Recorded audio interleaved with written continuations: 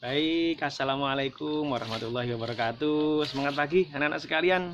Alhamdulillah, pagi hari ini mudah-mudahan ya anak-anak sekalian selalu diberikan kesehatan dan kelancaran rizki ya, kesehatan oleh Allah Subhanahu Wa Taala. Oke, anak-anak sekalian, alhamdulillah ya.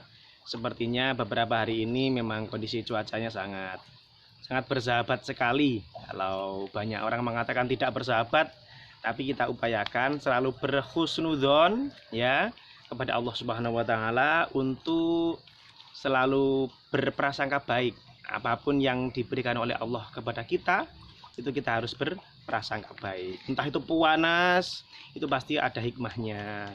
Misalkan hujan selama 3 hari atau mungkin bahkan 1 minggu, ya kita harus berhusnudzon atau berbaik sangka.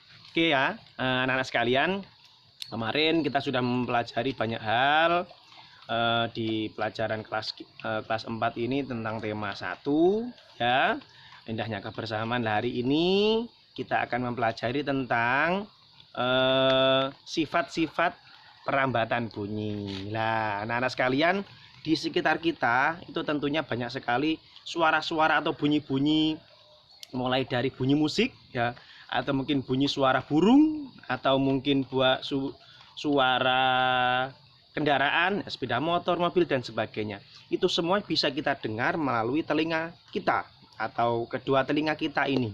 Nah, ada di pelajaran IPA ini ya, itu namanya perambatan bunyi. Jadi ada proses merambatnya sesuatu yang bisa didengar baik oleh kita ya, kita sendiri ataupun orang lain.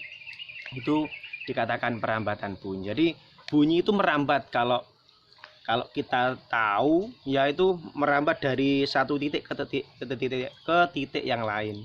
Contohnya, nah itu ada suara ayam.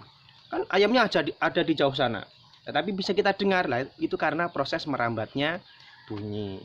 Nah, merambatnya bunyi itu bisa melalui beberapa medium atau beberapa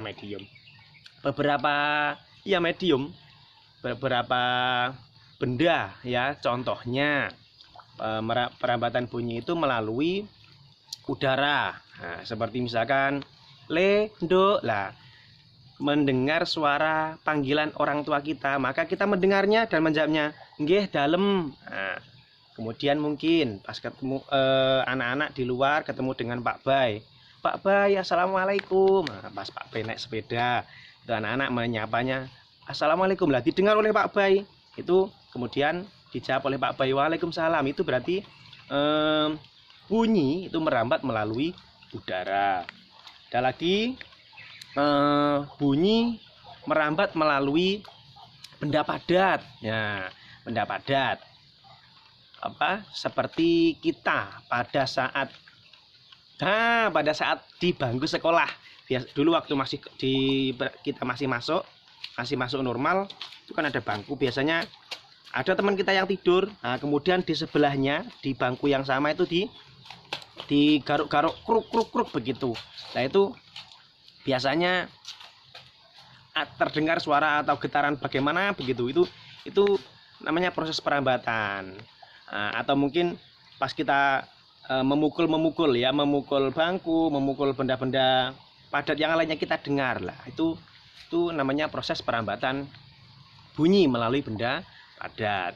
Kemudian ada lagi melalui benda cair saat kita berenang di kolam renang. Nah, ini sudah lama sekali kita tidak bisa berkunjung ke kolam renang, ke tempat wisata ya, karena pandemi seperti ini. Mudah-mudahan besok kalau sudah normal kembali ya, kita bisa main-main hiburan pada hari-hari libur di kolam renang. Nah, pada saat di kolam renang ya, telinga kita berada di dalam kolam renang, masih teman kita teriak Indi misalkan seperti itu, atau mungkin Rizky, ada seperti suara tapi kecil sekali. Nah, itu kalau bisa kita lihat, kalau misalkan kita bisa melihat, itu seperti ada gelombang yang masuk ke dalam air kemudian masuk ke telinga kita ya. Memang kalau di media udara dengan air itu sangat berbeda. kerapatannya itu kan berbeda, sehingga terdengar tapi kecil sekali.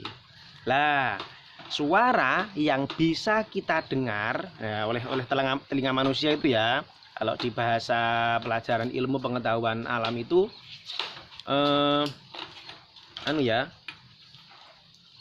ukurannya itu adalah 20 ya sampai dengan 20 Hz sampai dengan 20 kHz.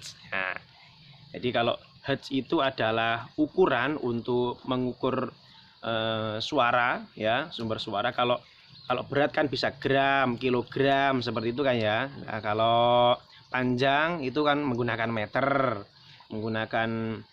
meter seperti itu atau sentimeter lah.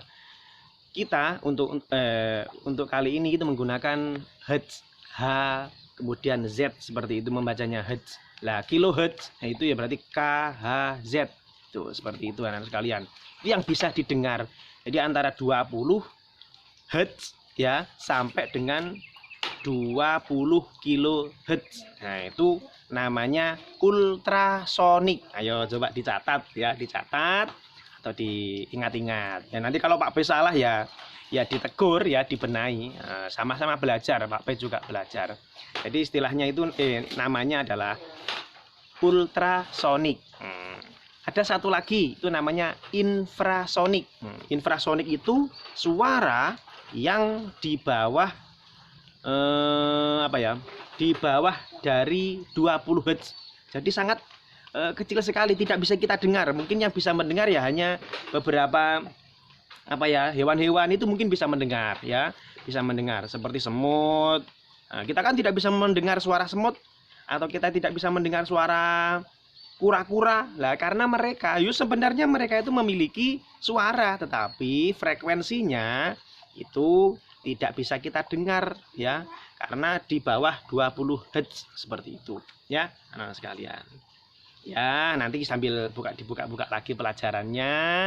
Yang penting ya sedikit-sedikit tidak apa-apa. Kita tetap belajar. Jangan sampai kita tidak belajar. Meskipun nanti sampai mungkin di kelas 6 ya, itu atau mungkin sudah lulus bahkan SMP, SMA atau bahkan sudah lulus dari perguruan tinggi, kita tetap belajar. Termasuk Pak Bay sampai saat ini pun juga harus tetap belajar.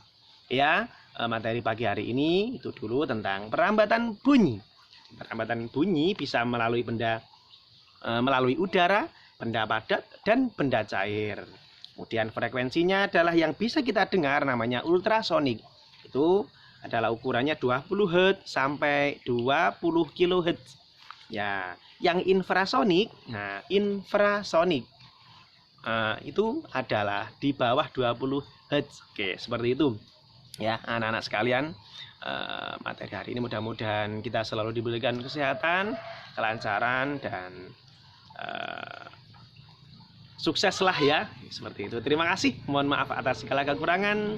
Wallahu muwaffiq ila aqwamit thoriq. Assalamualaikum warahmatullahi wabarakatuh. Semangat pagi.